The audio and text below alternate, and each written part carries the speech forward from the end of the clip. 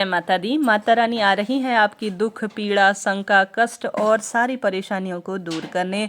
आप जानते होंगे साल भर में बहुत श्रेष्ठ रूप में 4 नवरात्रि आती हैं। 2 तो प्रत्यक्ष नवरात्रि और 2 गुप्त नवरात्रि। माता रानी आती हैं और हर भक्त की सब मनोकामना पूर्ण करती हैं। आइए जानते हैं कब से शुरू है गुप्त नवरात्रि, सरल पूजा विधि गृहस्थ जन कैसे करें। आपके सभी प्रश्नों का उत्तर मिल जाएगा। जैसे कि आप पूछते हैं कि दीदी क्या कलश स्थापना आवश्यक है, हम व्रत अनुष्ठान या कोई विशेष पूजा बिना कौन कौन से उपाय कार्य कर सकते हैं। इस वीडियो में सरल, श्रेष्ठ और सब आपको जानकारी प्राप्त हो जाएगी।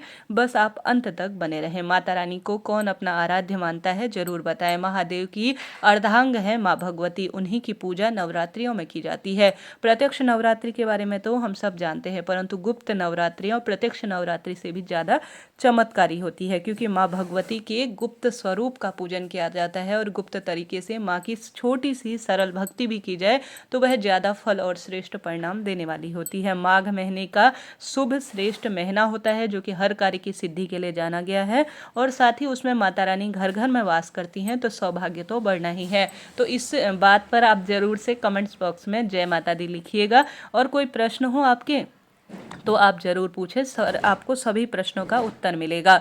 आप जानते होंगे माता रानी की 9 शक्तियां हैं और 10 महाविद्याएं कही गई हैं।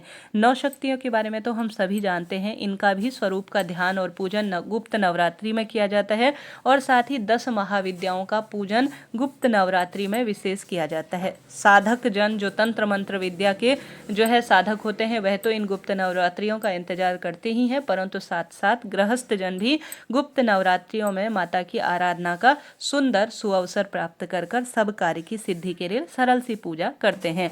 10 महाविद्या जैसे कि काली, तारा माता, छिन्न माता, षोडशी माता और साथ के साथ भुवनेश्वरी माता, त्रिपुर भैरवी माता, धूमावती, बगलामुखी, मातंगी वह कमला माता, इनका वर्णन मिलता है कि यह माता रानी की 10 विद्याएं हैं। ऐसे में आप सरल विधि से, सबसे पहला प्रश्न कि दीदी क्या कलश स्थापन करना आवश्यक है। देखिए आप बहुत बड़े व्रत अनुष्ठान कुछ 9 दिनों के नहीं कर पाते, कोई दिक्कत नहीं, परंतु सरल विधि से संभव हो तो कलश स्थापना करें। परंतु कलश स्थापन भी नहीं हो पाता है तो कोई बात नहीं, कोशिश तो करें। देखिए कलश में माता रानी की 10 महाविद्या और 9 स्वरूप वास करते हैं और साथ के साथ जो कलश देवता है उसमें वरुण देवता, जल तत्व वास करता है और साथ के साथ जो हमारे इष्ट पितृ देवी देवता होते हैं जिनका हम आवाहन करते हैं कहा जाता है, वह कलश के अंदर विराजित होते हैं। इसलिए कलश सबसे विशेष हर कार्य की सिद्धि के लिए जाना जाता है। हम देवी देवताओं को स्थान देते हैं ना, तो ज़्यादा हम कुछ नहीं कर पाते हैं, तो माता रानी की, माँ भगवती की मूर्ति प्रतिमा को स्थापित कर कर सिर्फ गणेश जी को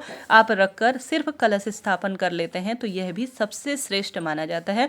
कलश में ज़्यादा कुछ लगता नहीं है, बस जल का लोटा, उसमें आप 5 या 7 आम या अशोक की पत्ती रख लें और कलश के अंदर 1 चुटकी पिसी हुई हल्दी या साबुत हल्दी डालकर 1 रुपये का सिक्का और अक्षत और पुष्प और दूर्वा, यह 5 चीज़ें डाल दें और एक नारियल रख लीजिए। ज़्यादा महंगा नहीं आता नारियल में एक मौली लपेटकर उसके ऊपर वस्त्र रूपी कलावा आप रखकर बस सरल विधि से गुप्त नवरात्रि में कलश स्थापना विशेष मनोकामना के तहत करते हैं तो लाभ होता है।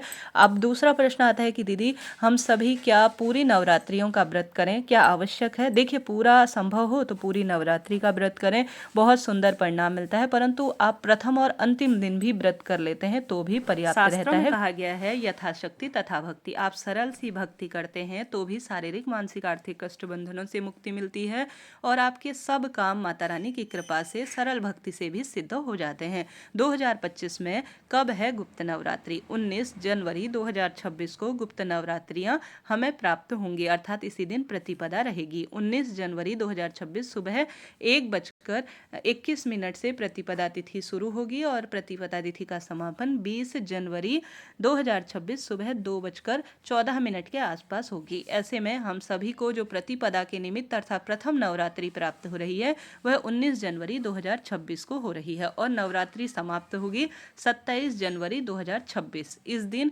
महानवमी का दिन होगा और साथ के साथ 26 जो तारीख है 26 जनवरी का, उस दिन महाअष्टमी, माघ शुक्ल पक्ष पक्ष की अष्टमी रहेगी। और साथ के साथ जो व्रत करते हैं वह 28 जनवरी 2026 को दशमी पर अपना व्रत खोलेंगे। ठीक है जी, यह तो बात है। अब स्क्रीन पर सभी चीज़ें दी हुई है ताकि आपको कोई भी दिक्कत ना हो। अब अगर आप कलश स्थापन करते हैं तो कलश स्थापना का शुभ मुहूर्त रहेगा सुबह 8:34 से 8:49 के आसपास। साथ के साथ दूसरा अभिजीत मुहूर्त संभव हो तो सुबह इस मुहूर्त में कर लीजिए। किसी कारण से नहीं कर पाए तो दूसरा अभिजीत मुहूर्त दोपहर में 12:13 से 12:58 के आसपास है। दोनों बहुत श्रेष्ठ समय है। किसी भी समय आप माता रानी को स्थापित कर सकते हैं। अब आप सभी के प्रश्न आते हैं, दीदी हम कोई बड़ा सा व्रत उपवास या कोई अनुष्ठान नहीं कर पाते, कोई दिक्कत नहीं। आप ऐसा करें, प्रथम और अंतिम दिन का व्रत कर लीजिए, पर्याप्त रहेगा। बस आपको एक काम जरूर करना है, अपने घर पर माता की मूर्ति के सामने आपको रोज सुबह शाम, अन्य देवी देवताओं के निमित्त आप अलग से दीपदान करें, परंतु माता के समक्ष 10 महाविद्याओं का ध्यान कर कर दुर्गा चालीसा या दुर्गा माता की सरल सी आरती गाकर माता के लिए एक लंबी बत्ती का घी का दीपक जिसमें लौंग का जोड़ा आपको जरूर डालना है और इसे रोज प्रज्वलित करना है सुबह और शाम। और माता रानी की 10 महाविद्या और माता रानी के 9 स्वरूपों के आगे अगर आप प्रार्थना करेंगे ना, जैसे शीघ्र विवाह, पुत्र प्राप्ति, रोग, कर्ज मुक्ति के लिए, तो निश्चित रूप से वह कामना सिद्ध हो जाती है। और गुप्त नवरात्रि में गुप्त प्रार्थना बहुत जल्दी स्वीकार्य होती है। माता रानी को 9 दिनों के अनुसार 9 भोग आप अपनी इच्छा अनुसार समर्पित कर सकते हैं। माता को किसी एक दिन चुनरी, लाल वस्त्र इत्यादि आप समर्पित करते हैं तो माता इससे प्रसन्न होती हैं। मंत्र जाप या दुर्गा चालीसा का पाठ करना भी श्रेष्ठ और शुभ माना जाता है। इस तरह से मैंने यह गुप्त नवरात्रि की आपको संपूर्ण जानकारी दी। आशा है, उम्मीद है आपके लिए रुचिकर और श्रेष्ठ रही होगी। गुप्त नवरात्रि कोई साधारण नहीं है, यह तंत्र साधना लोगों के लिए तो है ही, परंतु जो गृहस्थ जन है वह सिर्फ माता के आगे प्रणाम कर कर उनको प्रसन्न करने के लिए लाल फूल और लौंग की माला या अपनी इच्छा अनुसार नारियल इत्यादि उन्हें समर्पित करते हैं या माता को प्रसन्न करने के लिए कोई ना कोई कार्य करते हैं तो माँ भगवती उनसे बहुत प्रसन्न होती हैं। कोशिश करें गुप्त नवरात्रि में कोई ना कोई श्रेष्ठ कार्य करें, जैसे हर दिन कन्या को घर पर खीर पूड़ी खिलाना या कन्याओं को आप अपनी इच्छा अनुसार कोई ना कोई चीज़ें दान दे देते हैं इन 9 दिनों में गुप्त रूप में अपनी मनोकामना कहकर, तो निश्चित रूप से वह कामना सिद्ध हो जाती है। माता रानी के निर्वाण मंत्र या किसी भी मंत्र का आप जाप करते हैं तो अन्य दिनों की अपेक्षा इन गुप्त नवरात्रि में वह ज़्यादा फल देने वाली और शुभ होती हैं। माघ का महीना अपने आप में चमत्कारी होता है, श्रेष्ठ होता है और भाग्य प्रबल करने के लिए जाना जाता है। तो व्रत उपवास करते हैं तो बहुत ही बढ़िया है, नहीं भी कर पाते हैं तो आप सरल विधि से सरल कार्य को तो कीजिएगा, लाभ तो आपको मिलेगा ही। तो इस तरह से गुप्त नवरात्रि की सारी जानकारी मैंने आपको दी। आशा है, उम्मीद है आप करेंगे और कोई प्रश्न हो तो वह भी पूछ सकते हैं। साथ के साथ कमेंट्स बॉक्स में जय माता दी लिखें और साथ ही आप अपने जो है इष्ट पितरों का ध्यान वीडियो सुनते हुए जरूर करें ताकि आपकी कुल देवी माता प्रसन्न हो और आपके घर से सब रोग दोष व्याधियों का निदान हो और आपकी सब कामना सिद्ध हो। राधे राधे, जय श्री कृष्ण।